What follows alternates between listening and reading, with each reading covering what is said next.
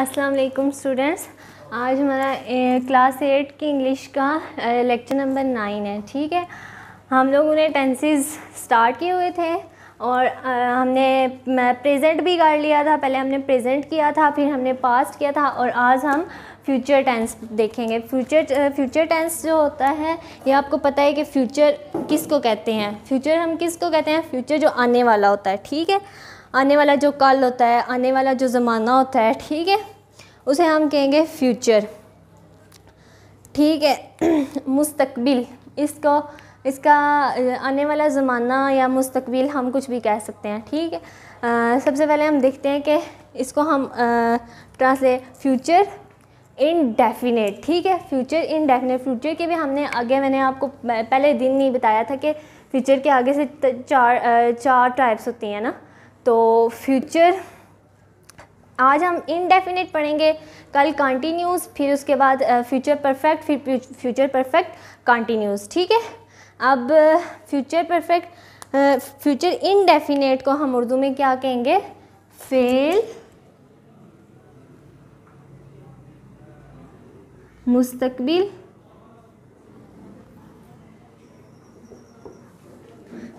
मुतलिक। जैसे हमने पढ़ा था ना, प्रेजेंट इनडेफिनेट को हमने पढ़ा था फ़ेल हाल मुतलिक और फ़ेल माजी मुतलिक, ये हमने पास्ट इनडेफिनेट का पढ़ा था। वैसे ही फ़ेल मुस्तकबिल मुतलिक आ जाएगा। अब इसकी डेफिनेशन मैं आपको उर्दू में बताती हूँ। ऐसे फ़िक्रात जिनसे ये ज़ाहिर हो कि कोई काम आने वाले ज़माने में होगा। ठीक है, आने वाला ज़माना। मुस्तकबिल कहते हैं आने वाला ज़माना। ठीक है, जो आने वाला ज़माना है उसे हम मुस्तकबिल कहेंगे। और अगर कोई काम, अब फेल होता है ना, फेल कहते हैं काम को। ठीक है, हम ऐसे फ़िक्रात जिनमें से ये ज़ाहिर हो कि कोई काम आने वाले ज़माने में होगा। कोई काम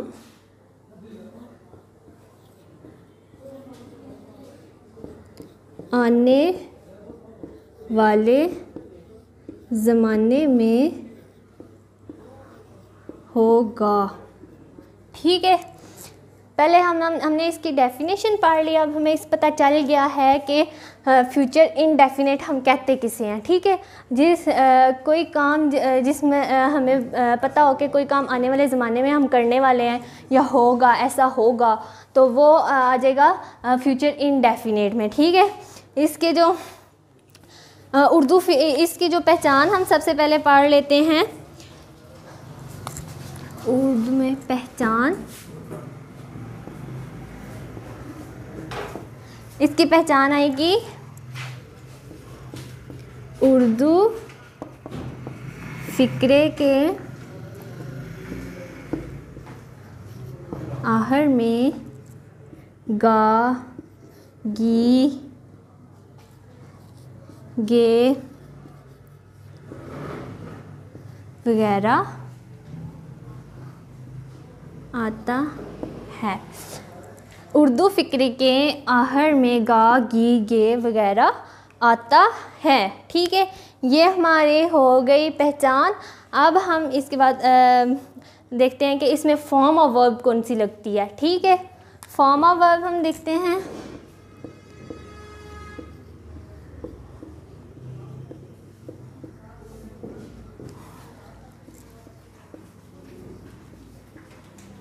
फर्स्ट फॉर्म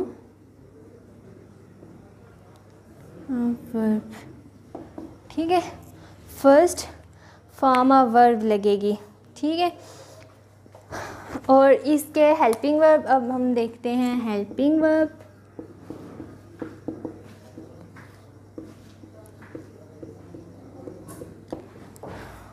विल और शैल। विल और शैल, ये इसके हो गए हेल्पिंग वर्ब।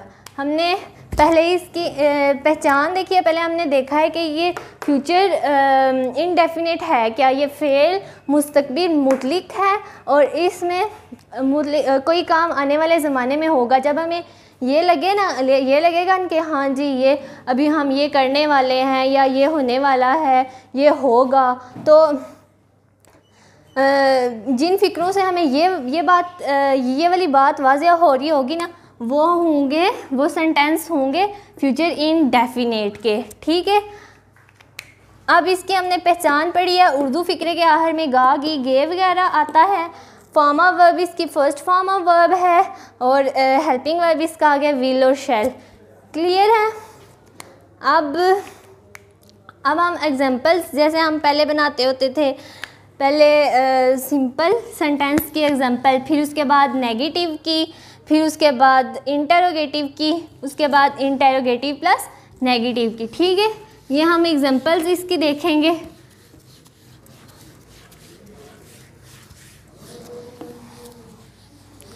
बहुत इजी है ये वाला टेंस तो बहुत ही ज़्यादा इजी है। ठीक है, अगर आपको पिछले टेंस आ गए और इसमें भी कोई आपको मुश्किल नहीं अब लगेगी। एग्जांपल हम सिंपल सेंटेंस पहले देख लेते हैं।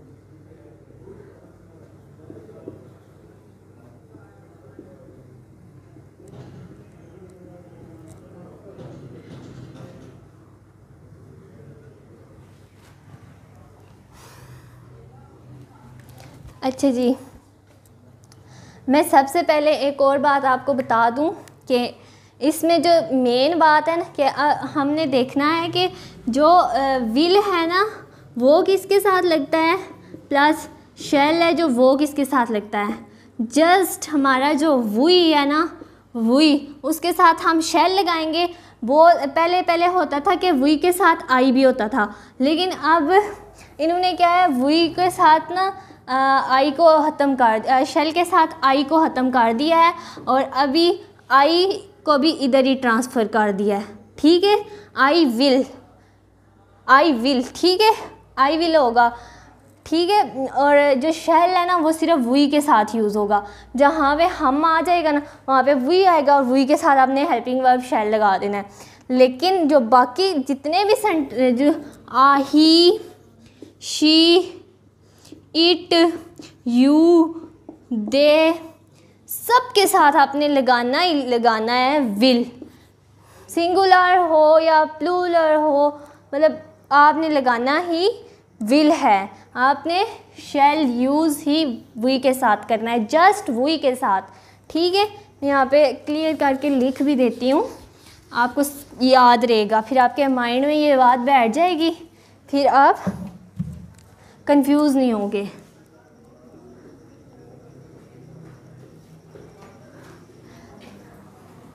शेल के साथ आ जाएगा वुई और विल के साथ आ जाएगा विल, सबके साथ ही आ जाएगा। बाकी आई, ही, शी, इट, दे, यू, इन सब के साथ विल आ जाएगा।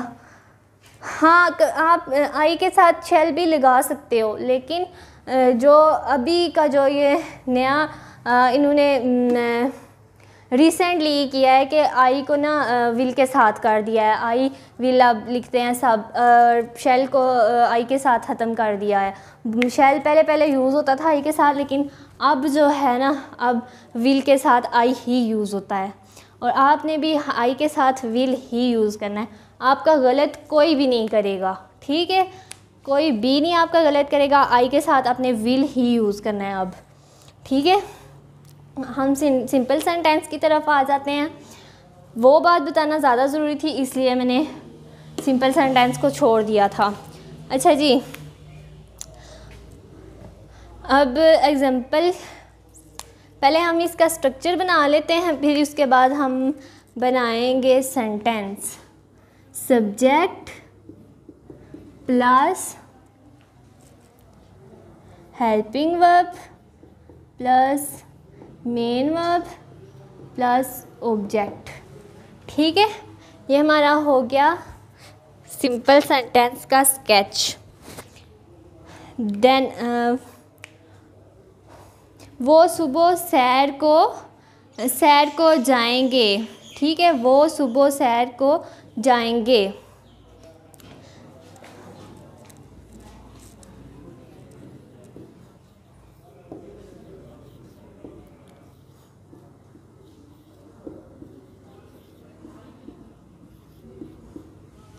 वो सुबह सैर को जाएंगे। They will go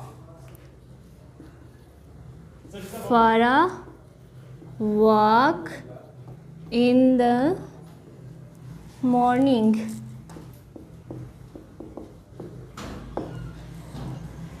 They will go for a walk in the morning. ठीक है, ये थोड़ा सा आपके लिए मुश्किल भी हो जाएगा, मैं आपको इजी भी करवा देती हूँ एक साथ। वो मुझे मिलने आएगा, वो मुझे मिलने आएगा, वो मुझे मिलने आएगा। He will come to see me. He will come to see me. He will come to see me. He will come to see me. वो हर रोज़ सबक सुनाएगी। वो, अब हम बनाते हैं हम वाला। हम इम्तिहान में कामयाबी के लिए मेहनत करेंगे, ठीक है, हम इम्तिहान में कामयाबी के लिए मेहनत करेंगे।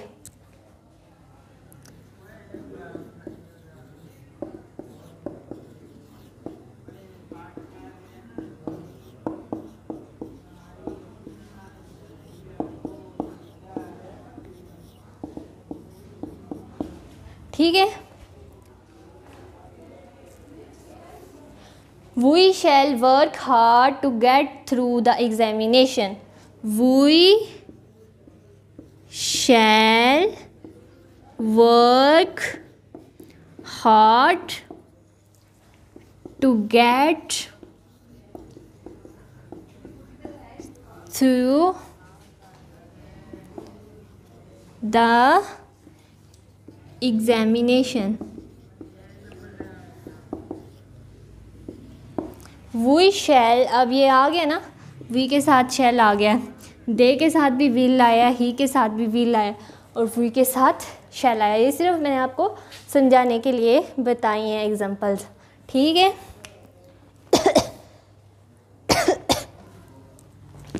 देन हमारा आ जाएगा नेगेटिव सेंटेंस।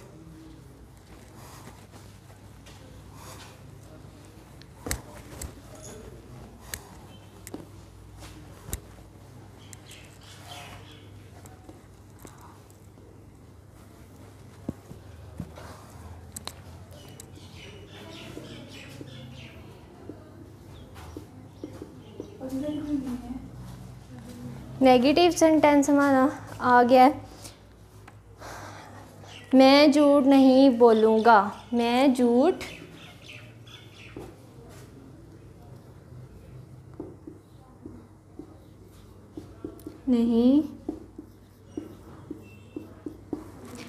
नहीं बोलूँगा। स्केच बना लेते हैं हम। पहले आ जाता है सब्जेक्ट, फिर हमारा हेल्पिंग वर्ब। आपको ये तो पता है ना कि हेल्पिंग वर्ब के बाद ही हमने लगाना है। आपको पता है हमने हेल्पिंग वर्ब के बाद नॉट लगाना है, ये तो मैंने आपको सबसे पहले बताया हुआ है।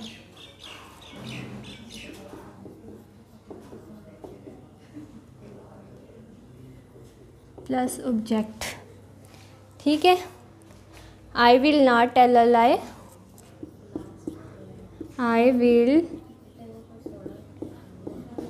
नॉट टेल अ लाई, ठीक है।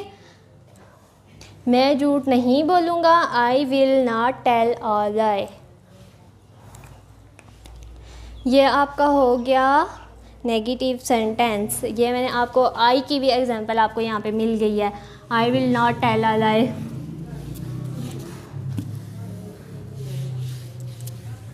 आई के साथ आपने विल यूज़ करना है। आई शैल भी हो सकता है, आई शैल भी आपको कोई गलत नहीं करेगा, लेकिन विल जो है ना, अभी उन्होंने शैल को बिल्कुल आई के साथ ख़त्म कर दिया हुआ है, इसलिए आपने नहीं यूज़ करना।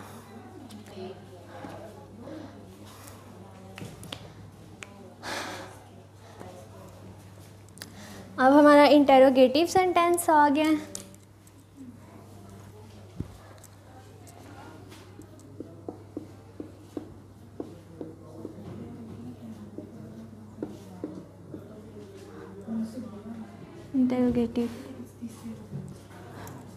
इंटेरोगेटिव सेंटेंस आपने बनाना है। इंटेरोगेटिव सेंटेंस में आपको पता है कि हमने जो हमारी जो टेक्निक होती है वो ये है कि हेल्पिंग वर्ब को हम स्टार्ट में ले आते हैं। ठीक है, हेल्पिंग वर्ब को आपने स्टार्ट में ले आना है। Helping verb plus subject plus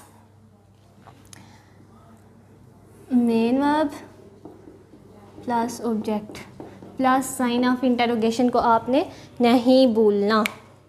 क्या वो पैदल स्कूल जाएगा?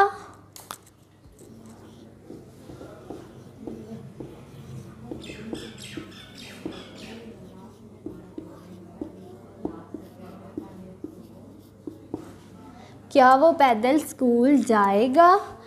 Will he go to school on foot? Will he, main verb आ गया गो, ऑब्जेक्ट आ गया school, on foot, will he go to school on foot, will he go to school on foot, ये भी आपका आ गया will he के साथ। ठीक है, अब हम नेगेटिव प्लस इंटरोगेटिव बनाएंगे।